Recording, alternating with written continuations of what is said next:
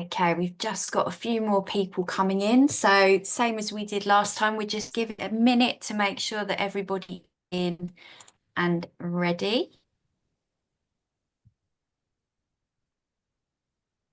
If you'd like to say hello in the chat and let us know where you're from, please do.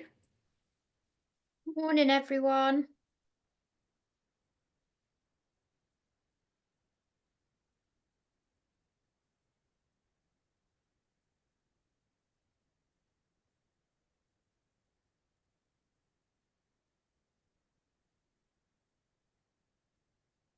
Hi, Kelly. Thank you for joining. Morning. Morning, Emma.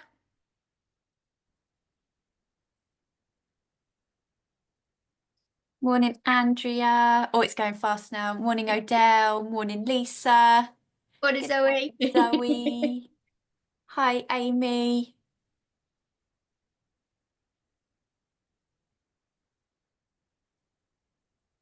Morning, Matt.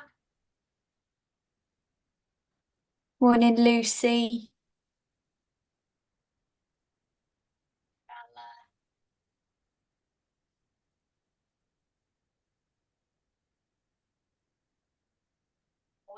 Hi, Nikki from Cornwall. Lovely. We've got a real mix today. So I think we should get started because anybody else that joins us can just come in a little bit later.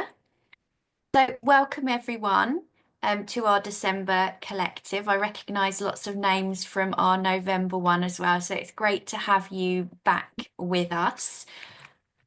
I am, same as last time, in control of the tech, so bear with me as well.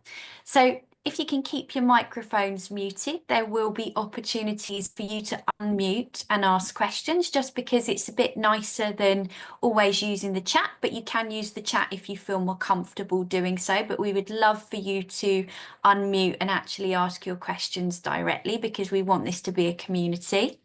We are recording the session, so if you don't want to be on YouTube later on today, you can just turn your camera off and use the chat function if you've got any questions as we go along, and we will visit that function once our guest speaker has completed their session.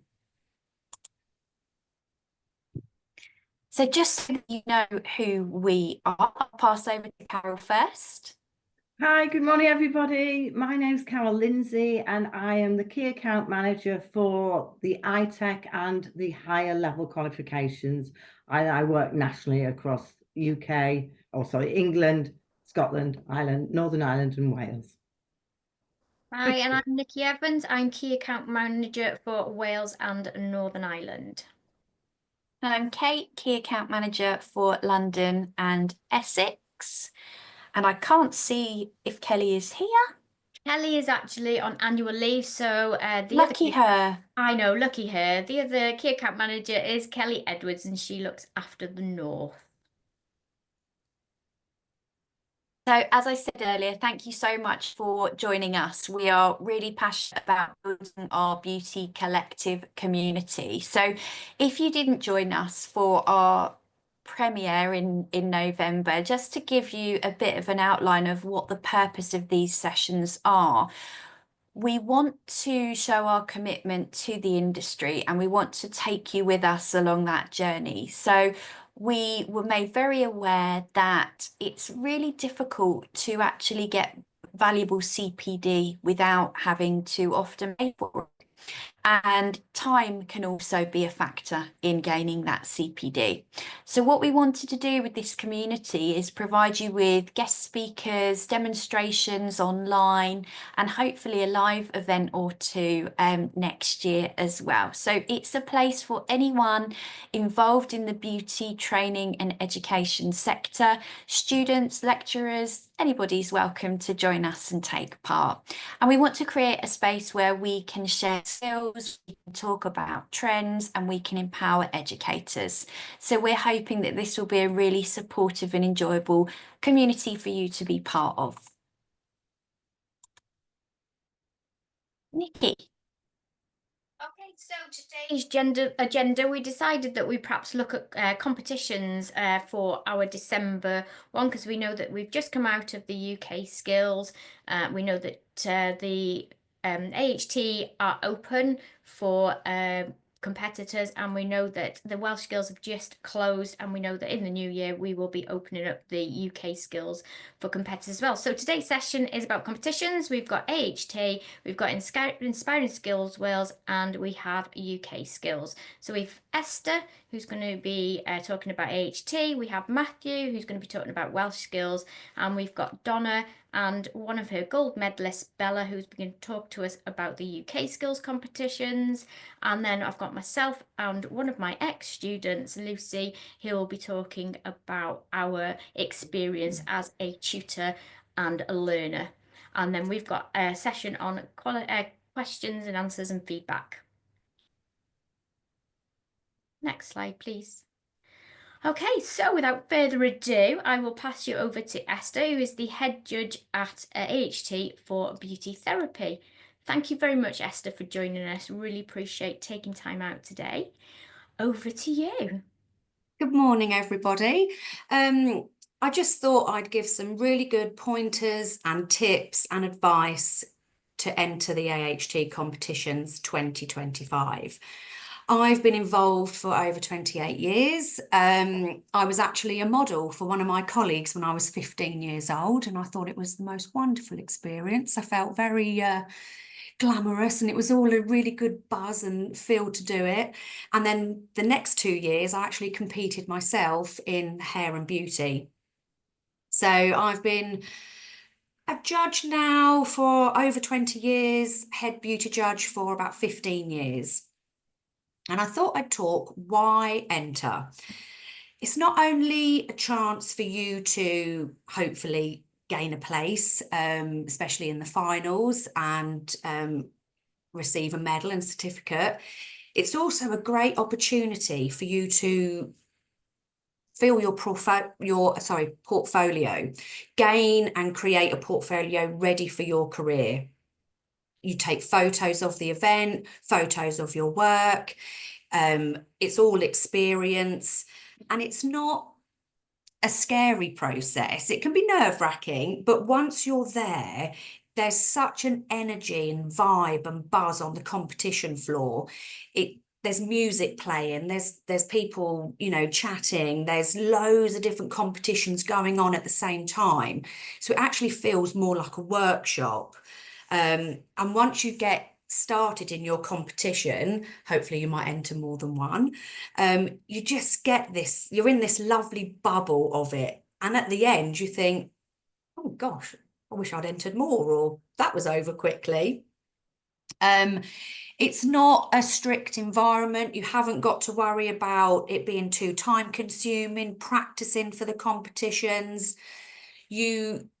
Obviously your lecturers and your centres will all have designated time to help you learn and practice for the comps, but you can do it outside of college.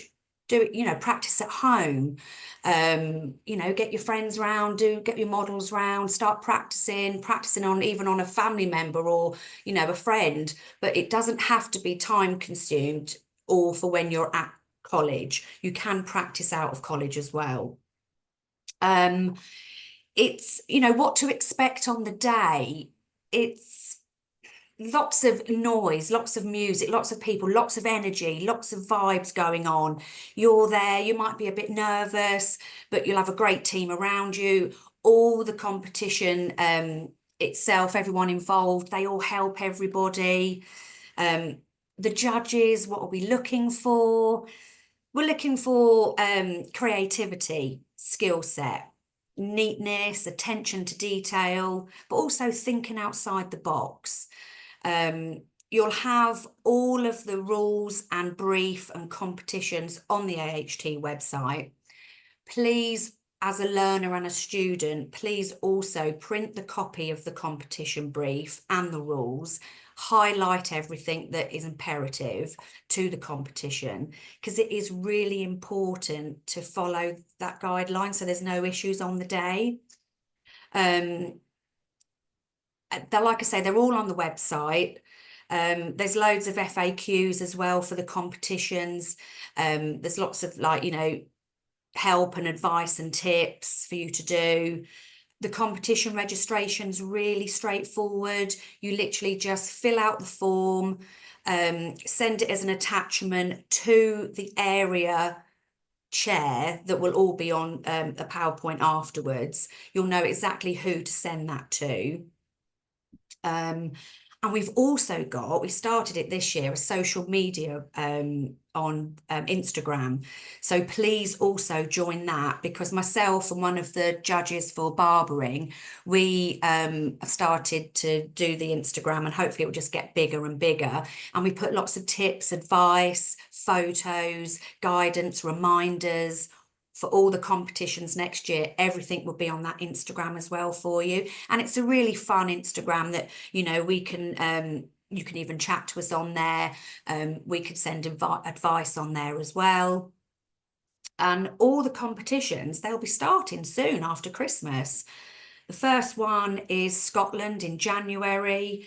I've got my little list here. We've got Scotland first in January. We've got the Southern. Their date is to be confirmed, but that is definitely going to be January. We've got Wales in February. We've got the Northwest in February. We have got the Northeast in April, the Midlands in March, Jersey and Guernsey joining us for the first time. That's going to be in March. You've got the finals, very important, the 12th of May in Blackpool, but also the direct entry that's on the 11th of May.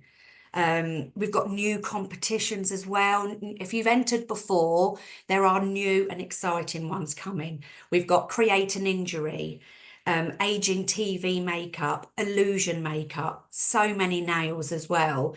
We've really improved, should I say, the competitions and put it out there. We took a lot of advice from centres and learners of what they wanted and what they'd like to see, and we always try and update and stay current as well. So hopefully you'll be very excited with all the competition choices, because you can enter about 3 competitions, or as a whole you can enter more, but it all depends about membership, but that's all on the website for you. And the fee, it's a small fee, £12 per competition. And I think that is all my little notes there.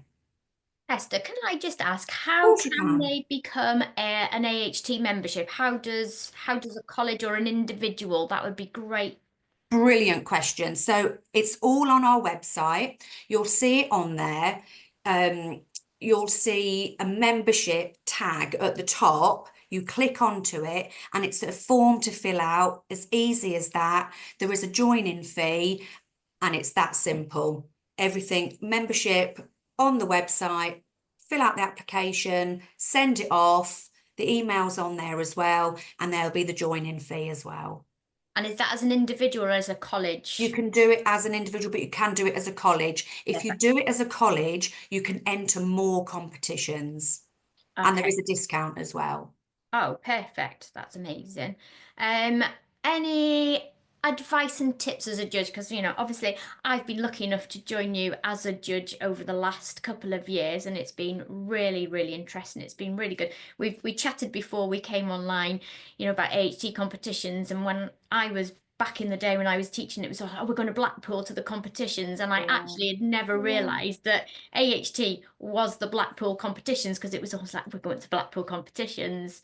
Yeah. Any advice and tips as a judge that you could give to competitors or to centres that are going to work with learners to enter these competitions? The most important thing is to think this is going to be fun. It's going to be fun. Work together. Decide what your strengths are and what you want to develop into with your career, of what competitions to go for. Sometimes people think, oh, just enter loads, or just enter loads. Just focus on the ones that you're really passionate about, and that you feel your skill set is at its strongest. And read the rules, read the brief, get some ideas online, look at some photos, look at you on our website, you'll see previous winners on there.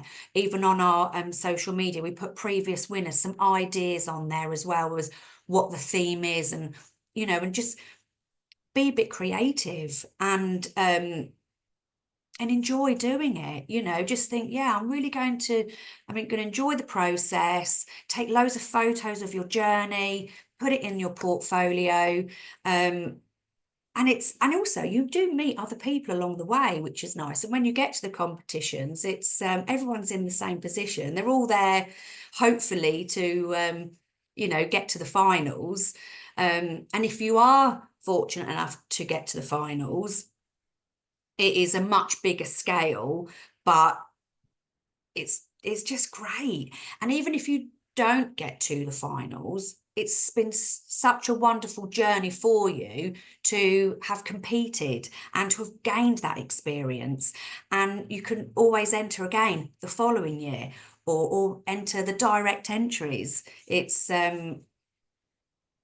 yeah, I think, just enjoy the process, look at the competitions, really decide what one is best for you to do. And if you can enter more than one, brilliant. Perfect, amazing. Okay, if you could just flip to the next slide, please. I've just got a few pictures. Emma, can pre-16 learners enter the competition? Esther, can pre-16 enter competitions? Yeah, they can. There is some Q&As on that on the AHT, because we've had quite a few questions about it. So it's all going to be put on the AHT website. Okay, perfect. I think they can enter direct, but they can enter direct, but not the regional. Finals.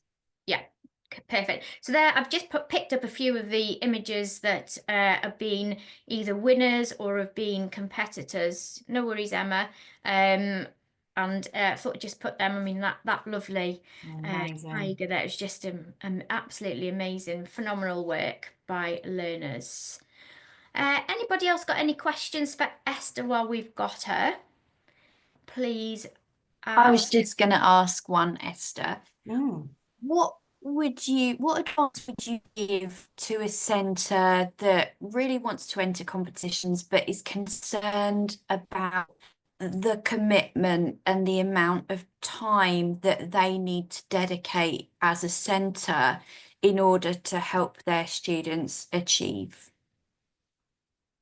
So I would probably not go so big, just with all their learners, maybe get them 1 or 2 competitions and get a plan in place together of what can be done within the learner and centre's time, and what maybe needs to be done outside in their own time. Because I think anyway, with all competitions, it isn't just whilst you're at college or the centre, it's also practicing at home as well, and just getting a plan in place together, sitting down, getting it all looked at on paper of what can be done and when. It's just getting a plan in place, and it should be fine. Thank you. And how would you say this in the long term supports learners' employability skills? So say a student's done the competition, they've done really well. Do you think it in the long run supports any additional skills or employability skills that they might not have had they not been part of competition? Oh, 100%. When I've had CVs come through my salon door as well, I've looked, and they'll have an extra portfolio, which I think's very impressive and brilliant to do, as well as just your CV and certificates. Yeah. And you can see that obviously, they like to put themselves out. They like to go above and beyond. They like to build their confidence. They've put themselves into a situation where they've thought outside the box, doing competition work, wanting to improve their skill. It's definitely a pro. And as an employer, I would definitely see that as a positive. Yeah, absolutely. Thank you. 100%. Has anyone else got any questions either for the chat, or if you would like to unmute, please do. I've just got a quick question, Esther. I know we've been asked the question about pre-16-year-old learners. Is there an upper age limit? An upper age limit? Upper age limit, as in, can you be 40s, 50s to enter these competitions? No, so you can if you're in your level 2 or 3, it doesn't matter what age you are, because there are obviously learners that are more of that, mature students. So yes, it's just we have to be careful of the models and the learner if they are below the age of 16. There's a duty of care. But we've had somebody in the past, I think she won one of the competitions, and she was her level 3, and I'm sure she was in her 50s. Yeah, we've had many before, 40s, 50s. Yeah, Thank you. And Esther, there is a direct entry as well, isn't there? There is a direct entry, and that is on the Sunday, the 11th of May, and that you do tend to find that there's more of not so much of an age limit on that because of the direct entry. And is that just for professionals, or can that be somebody that from college that has perhaps not got through if they've entered the competitions, and can they then go to the direct? Yeah, they can go to the direct. Perfect. So there is a double opportunity then for people to be part parcel of the competitions. Yeah, absolutely. Amazing. And is that a different brief, or is that the same brief? You've got on our website, you'll see that it will say regional, national, and then it will have direct entry. So there is a tab that will have all the information for the direct entry, because it's different competitions, different brief, all the rules. So you've got regional competitions, you've got the national competitions, and then you've got direct entry. It's all on the website. You just click into each link and it will give you all the brief. Perfect. I just see on there, I've put your details, Esther, and I've put your Instagram, but I've also, Esther has sent over a PowerPoint as well, which we will attach to this PowerPoint and send it over after our collective today. Any more questions for Esther? No? Perfect. Esther, thank you so much. Absolute pleasure. I really appreciate you taking time out of your day today to support our online collective, and we will hopefully see you all at AHT competitions. Yeah, I look forward to seeing everyone. Thank you. So our next guest speaker is Matt, and Matt is from Inspiring Skills Excellence in Wales. Hi Matt, nice to see you again. Morning. Yes, thank you for having me. No problems at all. Over to you, Matt. I'll let you talk about Inspiring Skills Wales. Is it possible to share the screen at all, or if I send a link through and share for me? Perfect. Yeah, Kate, Matt sends a link. What I will do is I will actually make you a co-host, and you should be able to share your screen if I stop sharing mine.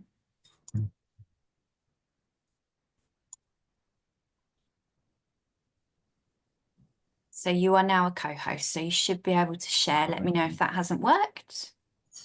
Let's have a look.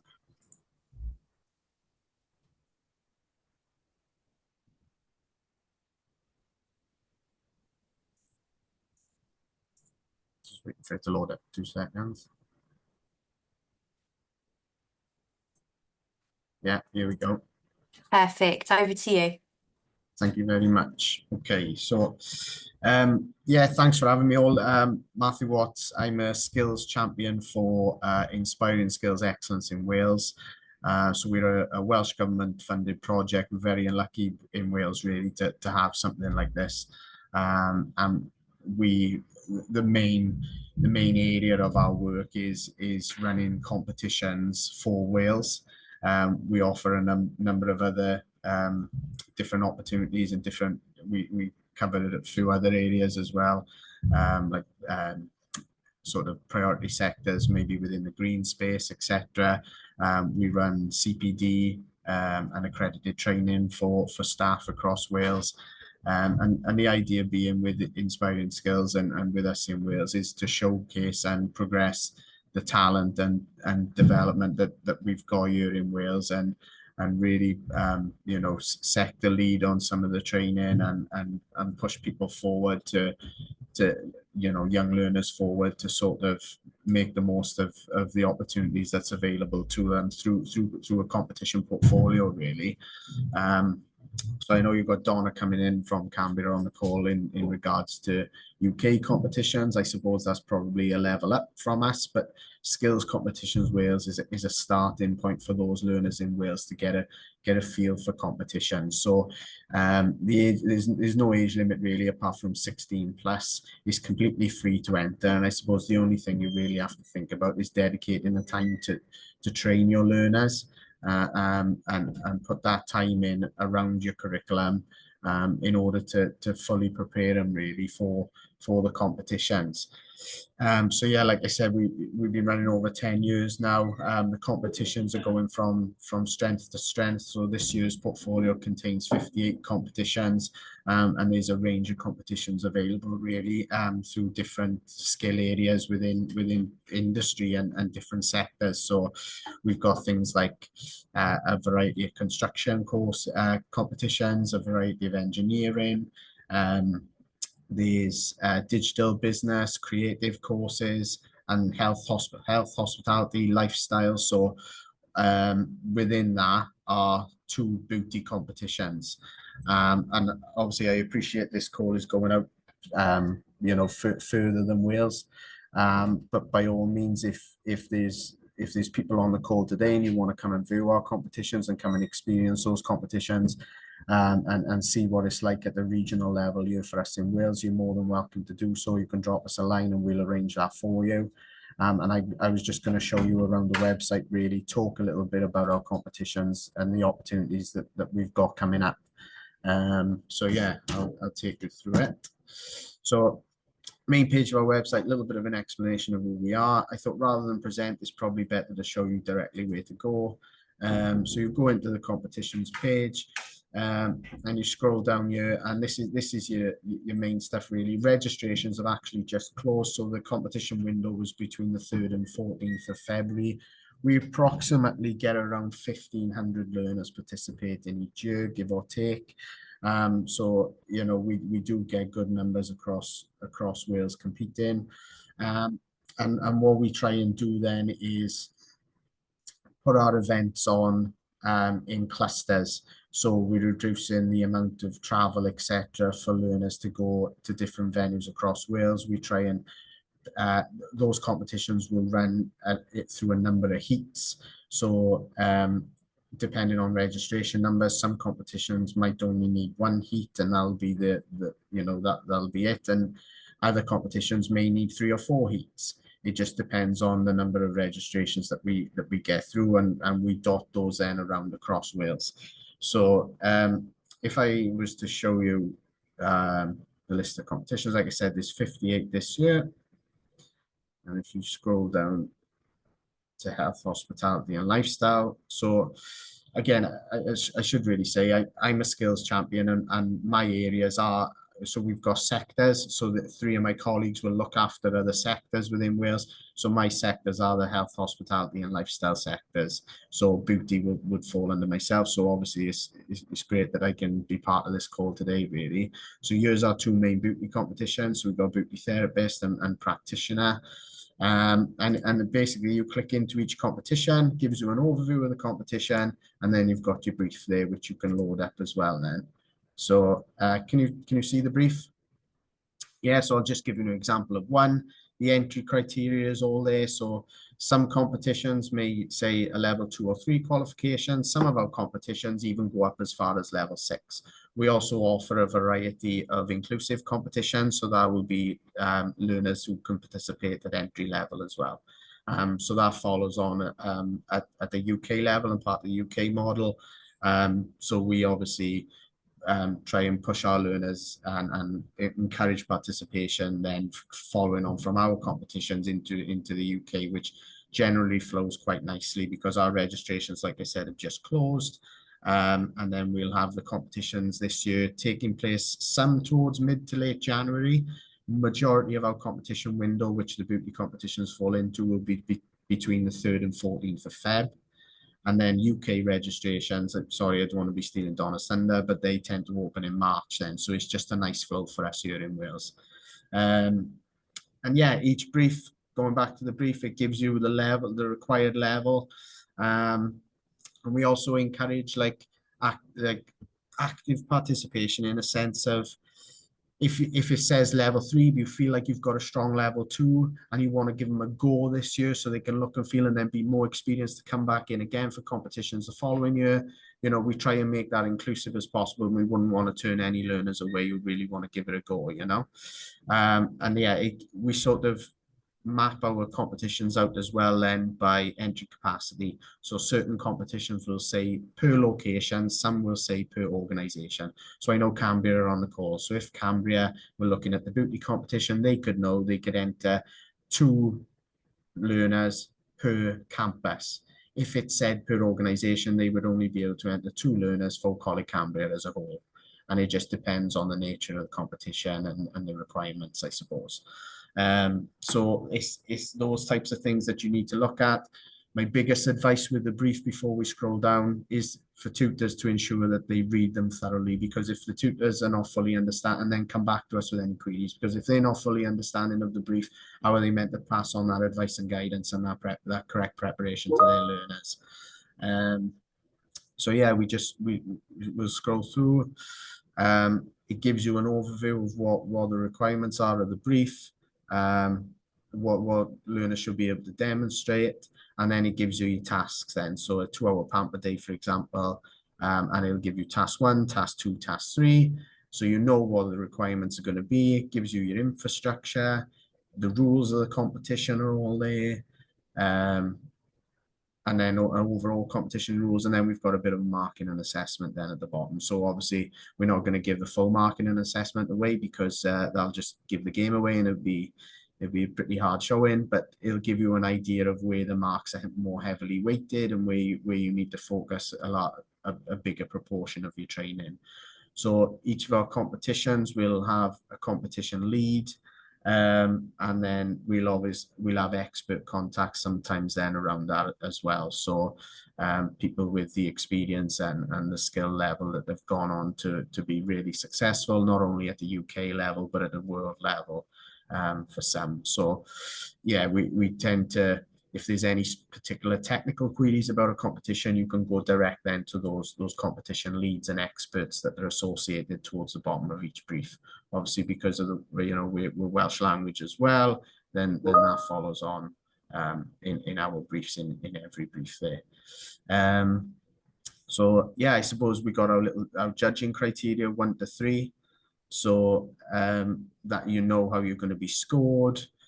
And that's pretty much how we run each competition as a quick overview.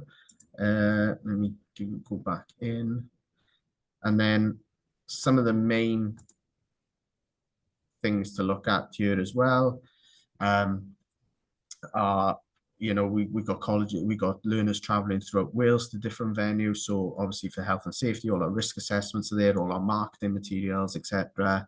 So in the summer, we hold steering group meetings in Wales. So that's a chance for tutors, educators, employers, training providers to all come into the same space to really look at what the following year's brief is going to be. So our competition lead will chair that meeting, and then it's for people to feed into that. Is it meeting industry standards? Is it aligning with what we need as economic priorities for here in Wales? And we put that brief together then to signpost out, give our learners that best opportunity to contribute to their industry and the economy in Wales, and obviously aligning to UK as well. So our briefing meeting minutes are all, our steering group meeting minutes are all in there. And then each September, that goes on in the summer. Each September we have steering group meetings. So that's then over the summer period, our briefs are finalized. In September, the briefs are always released online. So then from the minute a learner enrolls in college, they can go online and start preparing for the competition that's going to take place in February. And then the briefing meetings take place September, October time. So then if anyone has missed those meetings and wants more of an insight into their competition, they can go back into this resource here, view the recording, and hopefully that'll help them again better prepare for the competitions in say Jan, Feb.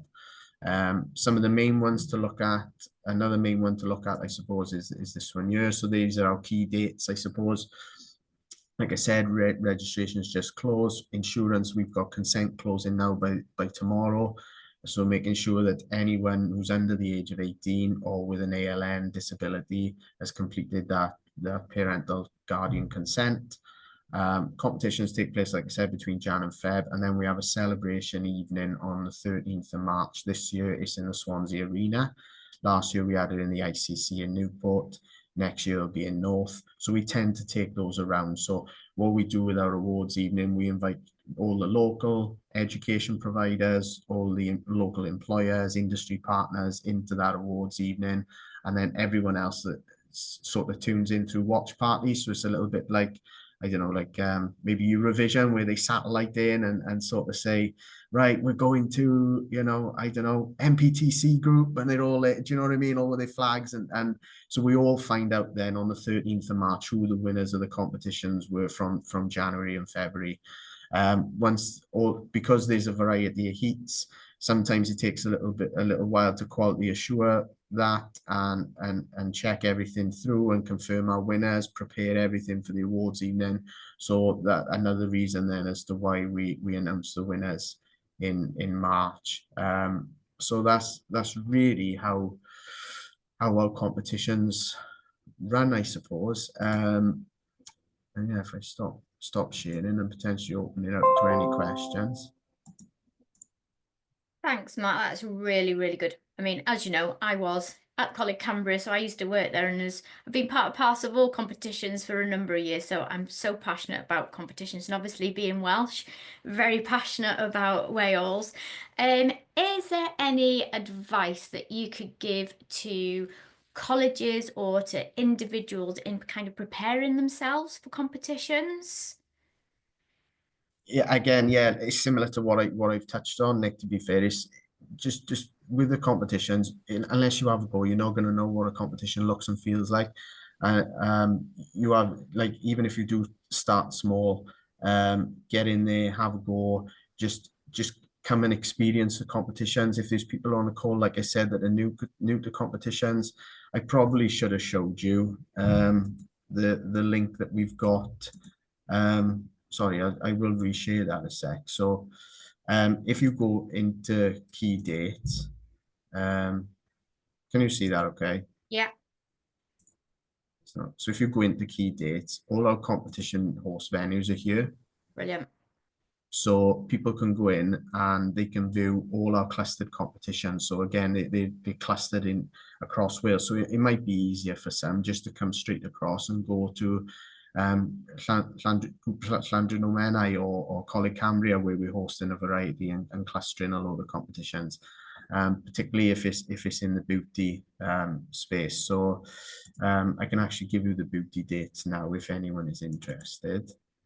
Perfect. And that means anybody can come and see those competitions, can't they, Matt? They can come in and view them, bring some learners across. Yeah, obviously, you know, college safeguarding rules apply. Yeah, obviously, yeah. Yes, sign in, but make us aware and we can make those arrangements for you.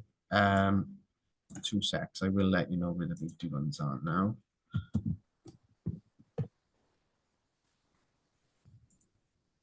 So we've got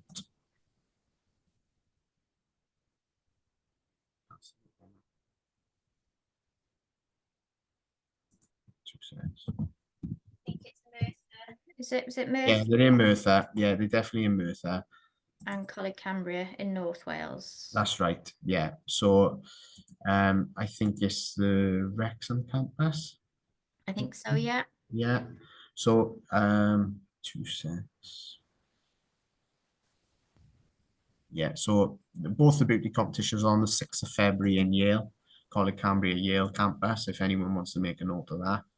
At the same time, we've got hairdressing and creative media makeup going on the same day, so you could actually view other competitions there as well.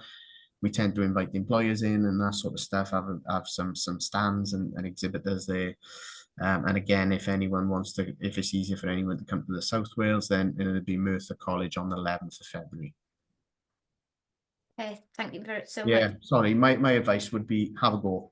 Unless you put people in, and you're not going to know what a competition looks and feels like, but the offer is there from us to view the competitions as well in the first instance.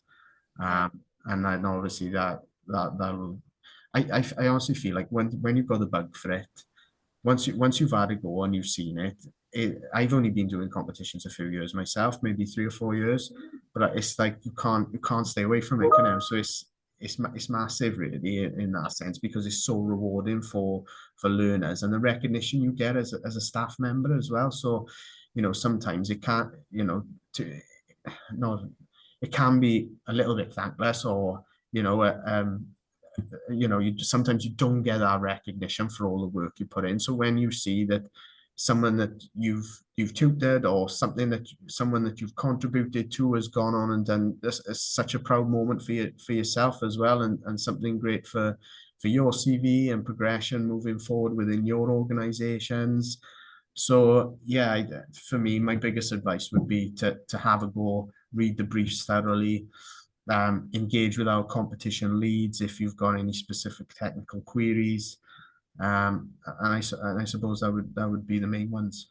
Yeah, I mean, you know, I can see Kate's just put up some skills winners, and I'm just looking top right hand corner as I'm looking at the computer. That's actually one of my gold winners at UK and gold winners at Welsh Skills. So yeah, you know, like you, Matt, I'm just, yeah. But I think competition runs through my blood. I absolutely, again, it was one of those, you know, have a go, put your learners through, and it's rewarding seeing the journey of that learner. I think the journey of the learner, seeing where they started and where they've ended up, because Carolina there was a level 1 student, and she started off with a bronze medal, and she pushed herself and she got silver, and she was not going to stop until she achieved that gold. So, you know, kind of seeing that and that passion from a learner, and just seeing how she grew as a person. Yeah, I'm with you. It's absolutely amazing. Yeah, love it. And the recognition they get to go on, and if the you know, the employers and the sort of kudos, the PR that comes off the back of the you know, those people, those learners they've either employed or then taken as apprentices, etc., coming off the back of it is you know, it's massive kudos to even just, you know, to market and promote that they've got the #1 in Wales, potentially, you know, a finalist within the UK, a #1 in the UK. Like, I've got a good example from my own college, Coleg y Cymoedd. So we've just had a silver medalist in plumbing at World Skills Lyon, and he's done ITV and BBC Wales interviews. He's been on podcasts. He's away now working through different various plumbing organizations as an ambassador for them. And now he's a fully qualified plumbing and gas engineer. So I was speaking to his parents a few weeks ago when we had the celebration event back in Cardiff, and they said it's a good job he's back in work, because it's just blown up for his employer since he's been doing these interviews Ring Ink. And I don't know if any of you've seen it, but he's got this really thick black moustache, so they're all calling him Super Mario because he's a plumber. So can Mario come and fix my boiler, you know, and all that sort of stuff. So, you know, it's massive really what can come off the back of this if you really buy into it, and networking opportunities for staff, CPD for staff, you know, like I said, that credit that they get for the hard work that they put in. So yeah, honestly, as you can probably tell, great platform for them, isn't it? Great platform. I just noticed a chat. I think it was Nikki Dixon. If we wanted to visit one of the competitions, how did you say we could go about doing this? Just Nikki's got my details. By all means, you can. I tell you what I'll do. I'll drop my email into the chat now. So there's I've done it for you, Matt. It's there. I've done it. I've done contact number, and I've done a link to the Inspiring Skills Excellence in Wales. So it's there for everybody. On it. Lovely. Yeah, by Anybody all got means, drop any me a line. questions? Thanks, Nikki. No problem. Anybody got any questions for Matt while we've got him? Because I know that he needs to leave as he has another meeting. So any questions? Actually, Matt, before you do go, I noticed on your website you've got inclusive skills competition. Yes. What's that one about? Sorry, yeah, I did touch on it. Sorry, Yeah. inclusive. Again, if so, it's for anyone with anyone studying lower level qualification, Okay. generally entry level 3 or lower. Or some of these inclusive can include level 1 as well. Okay. We tried to be as open as we can be in Wales, so they tend to need to have a statement of support at least. It could be an additional learning need, a disability, etc. So it's for inclusive really. So it follows the UK are the same, but they call theirs foundation.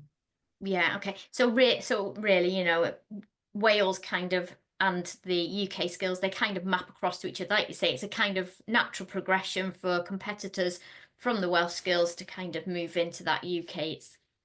It's like a stepping stone, isn't it? Yeah. Yeah, yes. Fab. Yeah. Brilliant. Any more questions for Matt before we let him go and have his busy day? Because I'm sure he's got lots of consent forms that he needs to check through ready. Oh, I got about 20 odd from my own college, never mind looking at all others that I'm chasing. I know, we chatted last week and you were doing your rounds at colleges, weren't you, last week when we spoke? So yeah, I'll sleep this weekend, Nick. It's been a crazy 3 weeks, to be fair. it'll be worth it in the end. Just think, by the end of February, it'll all be over with. Yeah. Perfect. Brilliant, Matt. Thank you so much. Thank you for taking time out. I really appreciate it. And yeah, I look forward to seeing you in the competitions. Yeah, same here. And again, invites open. And yeah, thanks for having me and Merry Christmas all. See you soon. Speak soon. Diolch. Diolch yn fawr. So then, guys, so next we're going to move on to Donna Jones. So Donna is from Coleg Cambria, and she is joined by one of her work-based learning winners, Bella. So if I welcome Donna and Bella, thank you very much. Bore da, everybody. Bore da, Swyty. Da iawn, diolch. That's as far as I can go. Don't ask me anymore. As far as I can go as well, Donna, but you know, we thought we'd get there. So I've just put a picture up there, Donna, of just some UK World Skinners winners. Hi, Bella. Thank you so much for joining us. Hello, no problem. Really appreciate you taking your time out. I suppose, first of all, Donna and Bella, if you can talk about kind of your journey, because so Donna, just to put it in perspective, Donna, you are a work-based learning assessor and an FE teacher. Bella, you were a work-based learner. Yeah.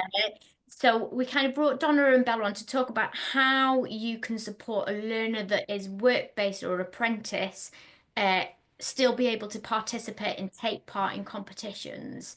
So over to you two. Hi.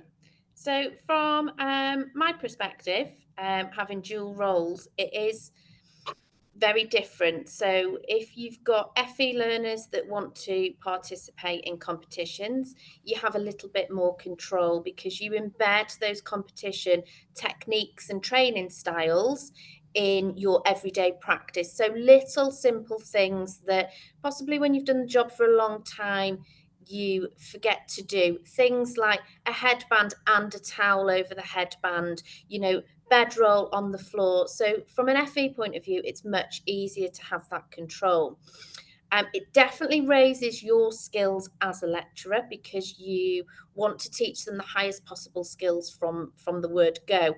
Then when it comes to competitions, it's just tweaking. It's just ensuring that they know why they're doing. From a work-based point of view, it's a little bit harder because you don't have the same control over their training because quite often it's the salons going through their procedures and whatnot. But what you find once you do input, you know, we need to teach them the highest possible standards, is it actually raises the standards of the salons because when you're saying, no, they need to do this and, you know, if you thought about that, the salon owners then revert back to their training and think, actually, yeah, why don't we do that no more? So I think from my point of view, work-based learning is a little bit harder. However, it does have a positive impact on, you know, the learner and also the salon. Bella, would you agree? Yeah, 100%. I think that, like, in terms of my skills overall, thanks to competitions, I would say that they're like a lot higher, and the standards that I follow. I think that some of the tips and tricks that I learned from doing competitions, like you say, I did actually take that back to my salon and ways of doing stuff. And I think, like you say, when you've been in the industry for a long time, it's very easy to like slip into habits that perhaps are like not the absolute best standards. So for me, being able to go back and show people what I've learned and the tips and tricks, and yeah, really raise that standard, I think it definitely helps a lot. Yeah. By the way, congratulations, Bella, on winning. Oh, thank you so much. That's absolutely amazing. Thank you. I believe, have you just come back? Have you been abroad? I had, yeah. So I can talk about a little bit about my journey if you'd like. So Perfect. when I was 16, I first saw, I went to a college open day and I saw somebody who had been competing in competitions, and I was like, wow, I want to do that. Like, that looks incredible. I come from like a very competitive background, like I was into competitive gymnastics. So being able to do beauty and compete as well was just like perfect for me. I loved it. So yeah, when I had the opportunity from Donna, I was like, yeah, absolutely, it's something I'd love to do. So yeah, I started out with competitions, and yeah, for me, like the skills that I learn are just like unmatched, and I think the confidence that it's given me, and yeah, that like really, really high standards that I think perhaps I otherwise wouldn't have reached has just been really, really incredible. And I think for me as well, something that it's really helped is like giving my clients that confidence as well. So in terms of like my marketing, it's been so helpful.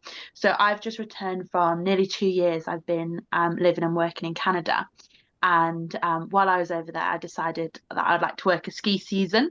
And for me, being able to send in that CV with the competition experience, I think just really makes me stand out, and makes employers think, hang on a second, this girl knows what she's doing.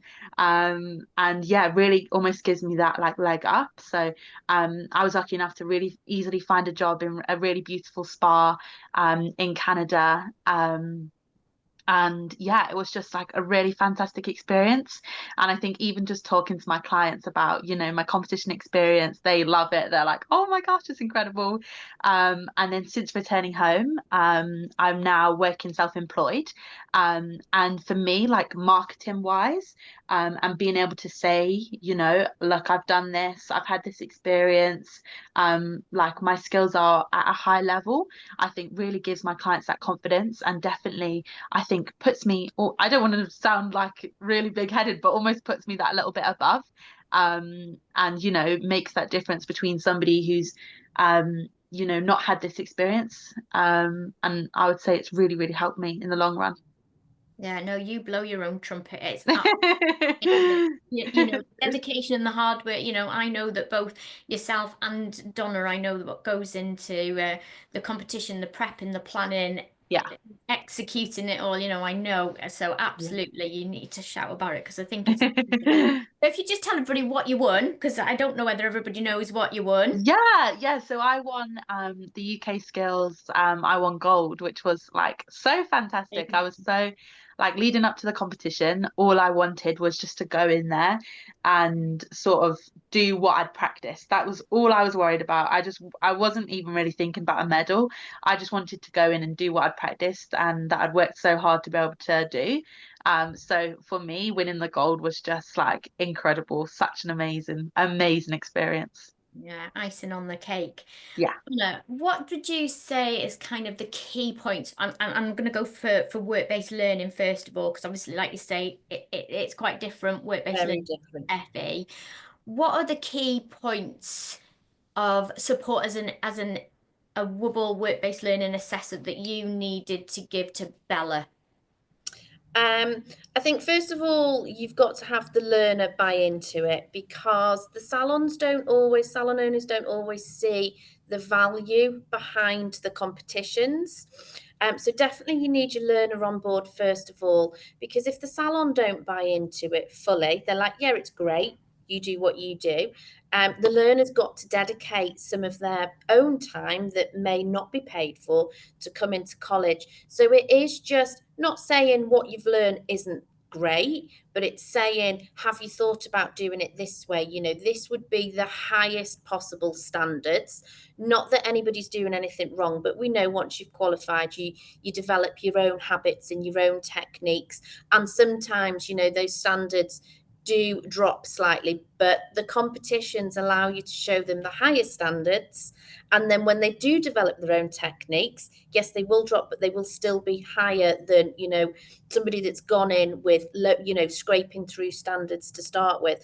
So I think it's time. That is the biggest thing. It's the time and the drive and the want to do it. Yeah, and Bella, what did you need from Donna as a work-based learner? What did you need her support with? Yeah, so obviously I was trained in all my skills and I knew how to do things, but I think doing it at a competition standard is obviously very different to how you would do things normally. And there's things that you would do perhaps when you're doing it in the industry, which might be slightly different to how you do it in a competition. So obviously I didn't have that knowledge before. So Donna was able to dedicate a lot of time, and we were able to like go into college and go through everything. And I don't know how many hours of practice we did, but it was a lot. We did a lot. Yeah, of just like going through everything. And I think the thing that I needed her help with was like the details most of all. And it's just like those small things that I think really in the competition on the day make the difference. It's just like, yeah, the really small things and the details. It's that attention to detail, isn't it, that kind of could give you an extra point, but that extra point could actually sway it whether you're bronze, silver or gold. So every little bit of expertise and a little bit of difference that you can make actually could make a huge difference to where you place in the competition. Yeah. Donna, what would you say for anybody that's got apprentices out there? Because obviously, you know, like we said, it's very different and you work in both. What do you think that you would need, or what does they need to be able to support their learner that's out in industry? They need the drive. They need the drive to want to do it. So Hallie's not on the line with us, but Hallie won gold in Welsh skills level at level 2. She went into it a little bit, you know, yeah, I'll do it. Yeah, and it was only after that they had clients phoning up the salon saying, I want an appointment with Hallie, please, that then the salon owners were like, oh, right, okay. This is serious. We've just put a picture on saying that she's won gold. So I just think the salons just need to be a little bit more open to the benefits of what the competitions can bring. And I know sometimes that comes from us, but sometimes again it all boils back to that time. It's that time to sit down with them, to sort of show them and explain to them the benefits, you know, of dedicating that little bit of time, what it can bring back in for the salon. But it, you know, there's so many people that are qualifying, whether it be work-based or FE, they need something that makes them stand out from the rest. And I definitely think competitions are a really good way of doing that, because it does raise their skills and it does give them that added, you know, added bit of colour to their CV as to, you know, their experience and what they've done and what they've gained. Yeah, it gives them that platform. It's like what Matt was saying with his that's plumbing, you know, he's had all of that experience, the same as Bella and Hallie, you know, and people wanting to specifically ask for them. And like you say, it really does make you stand out above the rest. Donna, you work in FE as well, so you teach in the classroom. How you mentioned it a little bit. How have you embedded it, and how can others embed it into their curriculum from the get-go, so it becomes or forms part and parcel of your everyday teaching and practice? That's probably the easiest bit, if I'm honest. So it is just looking at things, you know, like you're doing a wax, having your small towels rolled up with tissue in underneath the ankles for support, you know, helping your clients, assisting them to get onto the beds. Whereas, you know, I don't know about anybody else, but once you've been doing it a long time, it's sort of like, I'll leave you to get changed and get onto the bed. But it is just making them aware that, no, you need to be there to assist them onto the bed. Yes, leave them to get and change to maintain the modesty, but it is just those little bits of just making sure that you as a lecturer know and are mindful, and then, you know, it becomes habit for your learners. So the FE learners now, it is habit for them. They don't know any different because we've instilled those little tricks of the trade, if you like. We've instilled them from the word go. So it is about attending, looking, watching the competition, see what's going on, and taking, you know, what you see back with you. Back into the classroom, yeah, perfect. Has anybody got any, I know, Bella, I think you need to leave, don't you? I think if you've got clients. So does anybody Bella before she goes? I'll keep hold of Donna for a little while, but anybody got any questions for Bella? No questions, but I'd just say Sorry. congratulations, Bella. You've done a fantastic job. Thank you so much. Thank you. Worthy winner. Bella, thank you so much for joining us. I really thank you for having me. it. Take care. Thank you so much. Bye. Bye. Bye. Oh, bless. Thanks, Donna. Just any more tips that you can give that you know you've learned. You've been doing the competitions a good few years now. You know, we've worked together, so you know we know how the competition, both Welsh skills and UK skills, because obviously you've participated in both, and learners have participated in both. As a lecturer, what advice can you give to other lecturers? To do it. It's a fantastic experience, and it is nice because you build a different relationship with your learners. It tends to be, you know, a little bit within the classroom, but then everybody, your whole class is sort of involved in that additional training that you're doing, a little bit outside of the classroom, just for them to prove that they want it and they're dedicated. It's just really it is enjoyable, and it's enjoyable to see them benefit from what you've done. So, you know, all the students that have participated in competitions are still in the industry. Lots of them, especially work-based learners, go on to become self-employed or open their own businesses. So it does give them that little bit extra than what everybody else has, 100%. Yeah, absolutely. You know, I absolutely agree with you.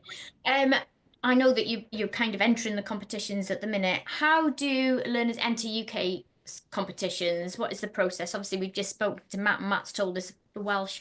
How do they go about entering into the UK competition? So I'd definitely say, as a college, if you've got more than your minimum requirements that are interested, hold in-house competitions and make sure to keep it fair. You know, if you're lucky enough to be able to call on people from other sites that don't know the learners, or maybe industry professionals to come in, just to make sure that it's fair. And then select, you know, the best of those that want to go, those that have got the time to dedicate. And then it's as simple as going on the website, filling in the forms again if they're underage, or if their clients are underage that they're going to use, make sure that they get all those signed before the deadline, so you're not on the naughty list. Yeah, and I think another thing that I've not mentioned, I think the models that they choose are just as important to be part of the training as what the training is, because the model needs to know the competition the same, if not more, than the person competing, because, you know, if they open the legs as they're getting on the bed, that's a point lost. So yeah, I think having reliable models as well is key. But it's all simple, it's all online, it's very similar format to what Matt showed us, clicking on the website, downloading and knowing those briefs inside out. If it doesn't say it on the brief, don't do it, because you don't get any extra points. So if it doesn't say, you know, base coat, don't use a base coat. Yeah, absolutely. You know, I mean, it is trial and error really with these competitions, isn't it? You know, if you've not done one before and you don't know what you're going into, follow that brief to the letter T.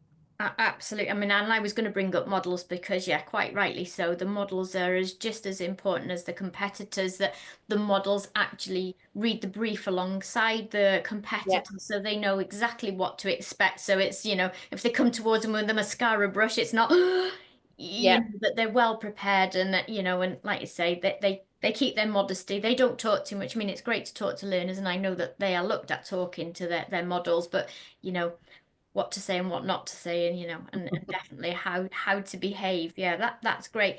Anybody got any questions for Donna while we've got her online? Because obviously she's taken some time out of her busy day lecturing. So thanks, Donna. I really do appreciate you helping. Any questions for Donna?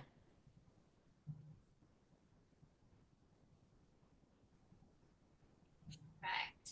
Donna, thank you so much. I do appreciate you taking the time out today. And thank you to Bella, who pass on. Thanks to Bella. Obviously, if there was that was a quote. Sorry, if you just go back, Kate, that was a quote from Bella. So that's what she said when I looked up on her when she won, and that was one of her quotes. So I thought I'd put it on there so that you can all have this copy afterwards. But yeah, I just think it was really good. You know, there she goes saying taking part is just amazing. Thank you, Donna. Appreciate it. Thank you. Thank you. Okay, next slide, please. So we have myself and the lovely Lucy Johnson. Lucy, are you there? Hello, Hi, Lucy. How are you? I'm good, thank you. How are you? I'm very well, thank you. So to those on the call, this is one of my ex-students, Lucy, who I taught at Coleg Cambria. And Lucy, will you tell them what you did, Lucy? You tell them.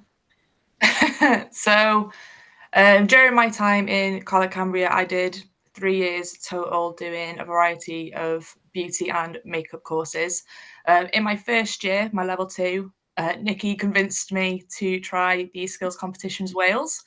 Not forced, not which forced. At first I was very kind of forced, but I'm glad she forced me. She gave me the little nudge to give it a go.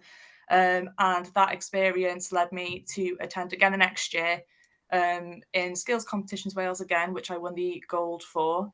And I just had the drive then. I had that little flame in my belly that said I really enjoy competing. So I immediately went for the UK Skills Competitions that same year. And I got the silver medal as beauty therapist practitioner in that as well. So I've attended 3 competitions. I've won a gold and a silver in my experience doing those. Amazing, amazing. And I was talking before we came online, Lucy, you know, when you did that very first competition, I believe we were actually in France, weren't we? You know, on the lead up to that very first competition in Wales. And I was saying that you were practicing while we weren't on a jolly in France. We were actually working. We were away with college, weren't we? You were away doing work experience in Bordeaux. And each evening you would practice your makeup skills. You'd be sending them over to me. What do you think of this? How we do it? And we literally, I think 2 days after we landed, we were straight into that competition, weren't we? We were like 2 or 3 days back in college, and we spent as much time as we could practicing before we went straight on to the competition. Yeah.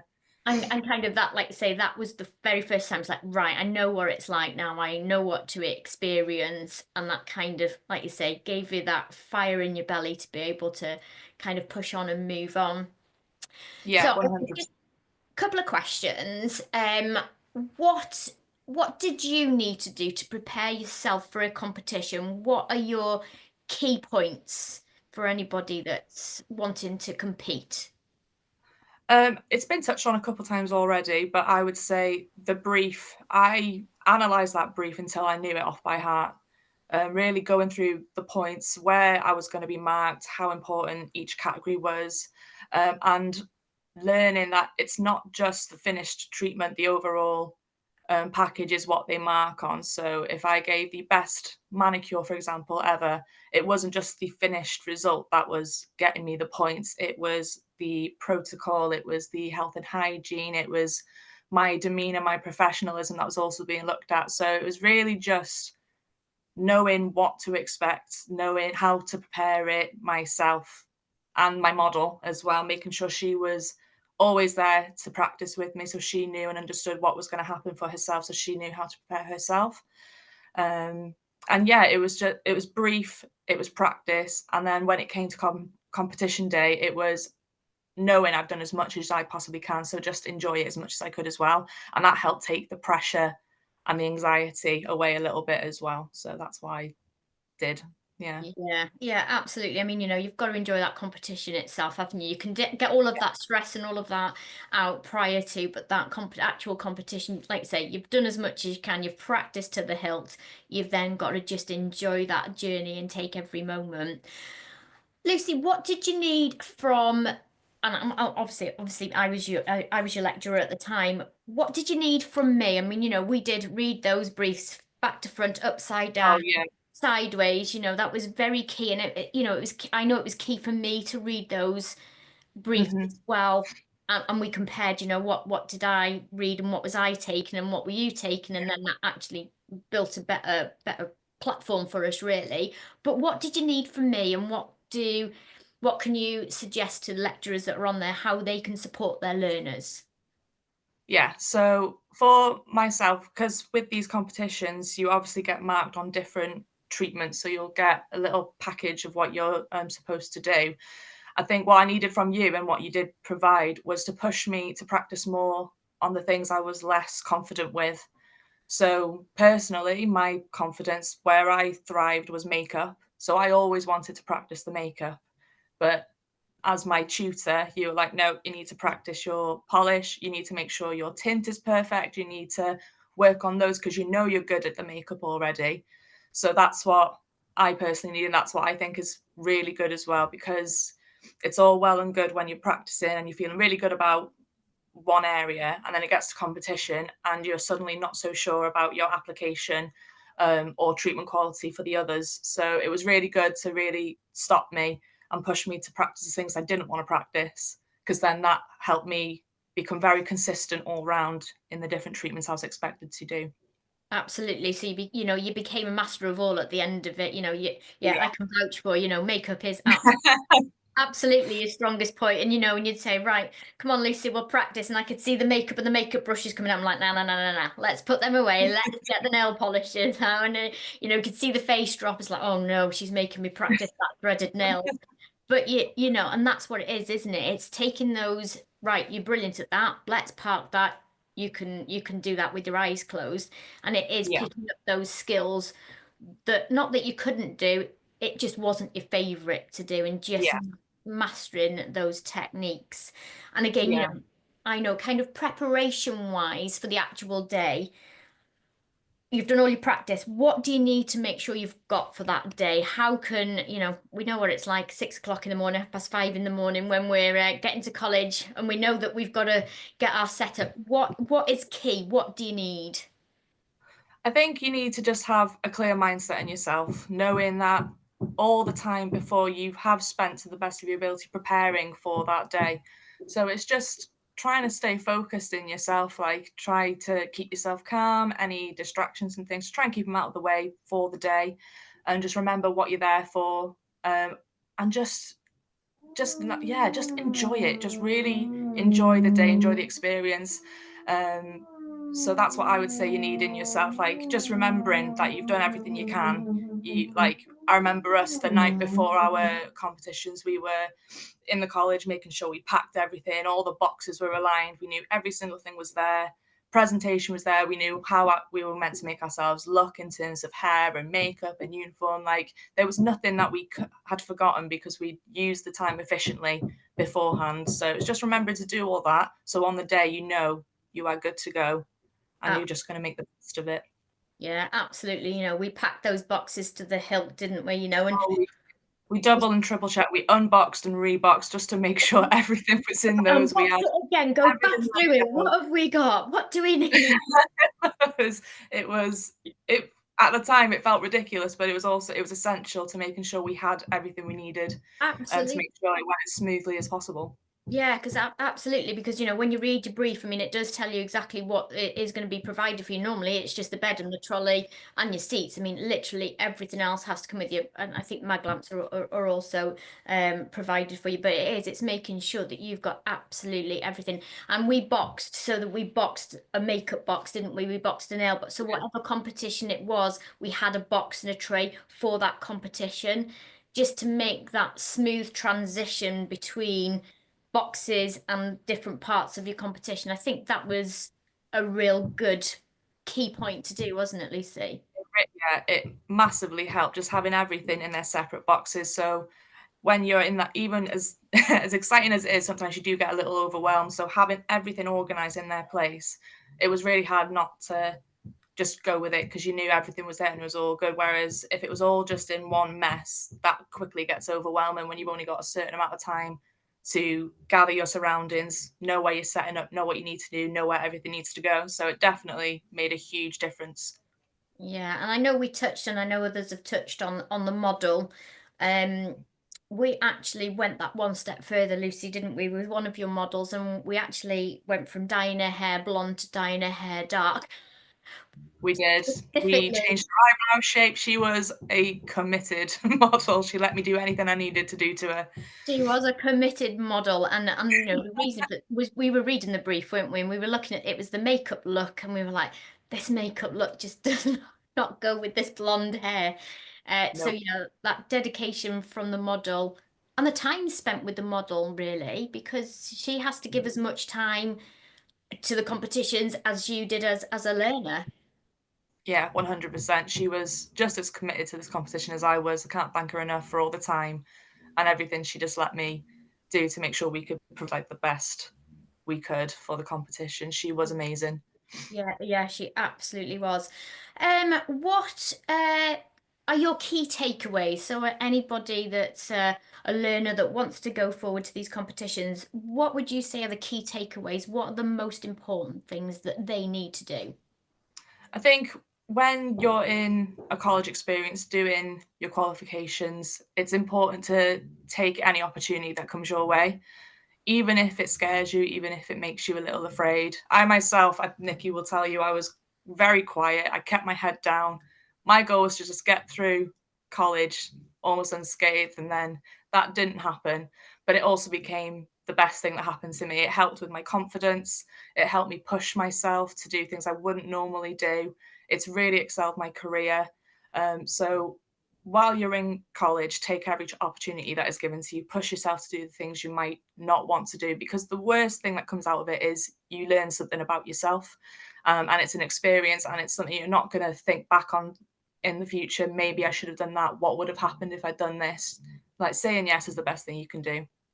Yeah, absolutely. I mean, yes, you did get a little bit of a push, a little bit of a shove from me, Lucy. I needed a shove here and there, but now I'm pushing and shoving people, so it's a nice turnaround. It was a brilliant turnaround. I could see that you'd got the skill, and like you say, it was just that you were. I can see you now on induction day. You were sitting there in the classroom, so quiet.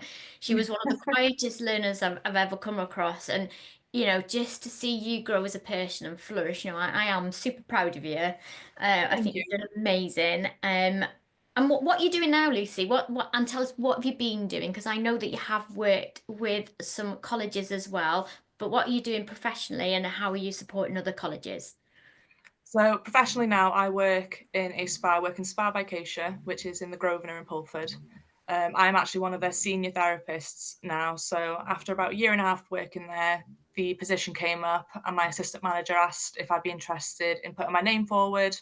Despite the anxiety, I said yes, and I got one of the jobs. So my role, as well as providing the high quality treatments that we provide there, I make sure the other girls are all okay. I help with stock. I help at reception with guests.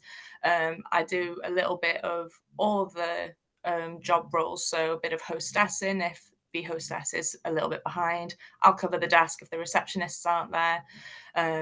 But yeah, mostly I'm performing the treatments that we provide there. What was the other part of the question? Sorry. No, you're all right. I know that you've helped at a couple of colleges. So Yes. what have you actually been able to do, and what experience have you been able to share? So I've actually been invited back to Coleg Cambria a number of times now to provide demos for makeup and for beauty treatments. I've been asked to return to do similar to this, talk about my competition experience, help other learners who are looking to register and try it out for themselves. I've even met up with Charlotte, who was an assessor while I was in college as well, and I've helped with some of her students. She asked me if I could do a makeup look with them going through their brief. So she sent me their competition brief, which I analysed back and forth. They all came back to me immediately, and I helped them do an in-person session where they brought their own models and we did the makeup look, and I worked like a bit of a judge, if you like. So I was pointing out things like symmetry and colour and payoff pigment, all that type of stuff, as well as how they were providing the treatment, so professional demeanour, appearance and things like that. So it was like a mini practice competition experience for them as well. So I've been really enjoying doing that, and I am doing another one with Charlotte next week where she's asked me to do a demo for her again. I absolutely love it, and it's another thing that helps with my confidence. It keeps me in touch with that competition side of myself, and I love the idea of helping other students because it helped me so much when I was there. So it's nice to give back in a way. Absolutely, and I think it's amazing. You know, I think it's great what you're doing. I think you've done a fab job, and I know that other colleges, you know, if they wanted to reach out, I'm sure that Lucy would be absolutely willing to be able to give a masterclass if need be. Absolutely. Absolutely brilliant. Any questions for Lucy? There she is. There she is. That was her. So that was her silver medal, and then that was her gold medal. Before and after with her lovely models, Sian. I mean, just quickly, Lucy. I mean, you know, I know that Matt had touched on kind of the competition and the winner and when it is. I mean, it is a little bit like the Eurovision, isn't it? You know, they host the name, and then we were all at satellite centres, weren't we? You know, on the edge of our seats. I believe you and I were holding hands on the edge of our seats, like waiting for that. Yeah. I mean, that is such a fab experience as well, isn't it? Oh, it is. The whole experience is absolutely amazing. The way the competition like presents itself and helps the students, the competitors, the tutors, the colleges. It was absolutely amazing. I had a very different experience as well, because the second time I competed with the skills competitions Wales, we were in the height of COVID, so a lot of it was online, but even then there was an online thing where they presented all the winners and things. It was absolutely amazing. So I got to do the online as well as the in-person live competitions, but the whole experience, like from start to end, was just amazing. It was so much fun. I love looking back at it. It's one of my fondest memories now. Absolutely, me too. It makes my heart skip a beat, actually. Yeah, it just makes me feel so happy. Yeah, it's like, oh, any questions for Lucy? No? Brilliant. Lucy, thank you so much. I really appreciate you taking time out of your day to do something for us. I do really appreciate your help. No problem. Thank you for having me. You're very, very welcome. Happy Christmas, and I will see you very soon. See you soon. Thank you. Bye. Bye. Okay, any questions, anybody?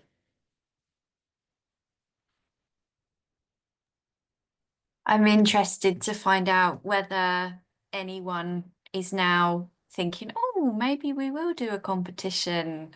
And maybe they hadn't thought about that before, or they were a bit daunted by it. So that'll be an interesting talking point. So do let us know whether it's on here or in our follow-up email if you've now decided to maybe move forward with competition. I think we probably should wrap it up because we've had a few people that have had to go. So I'll just before we wrap it up, I would just like to say is I did some World Skills judging for the last year, and it was, as you say, everything they've said, the standards, making sure that everything is so very accurate and precise, making sure the model's right, you know, making sure if there's a waxing competition, they've actually got hairs, that sort of thing. But I think one of the other important things that nobody really emphasized was the student to manage their own time.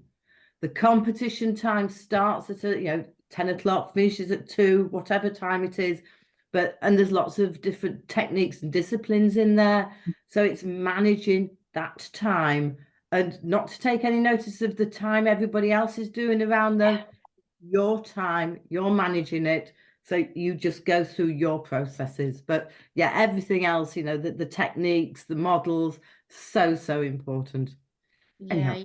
you're right with the time, Carol. I mean, I used to make mine take their clocks, so they would have a clock on the side with their full competition, and then they would have separate clocks if they needed a time check, if they had tint on that to do a time check. So yeah, that managing that time, because once that clock stops, that's it. You're done. You're tooled down. So yeah, it's really important. Make sure you're wearing the right PPE or the gloves if it's required, that sort of thing. But yes.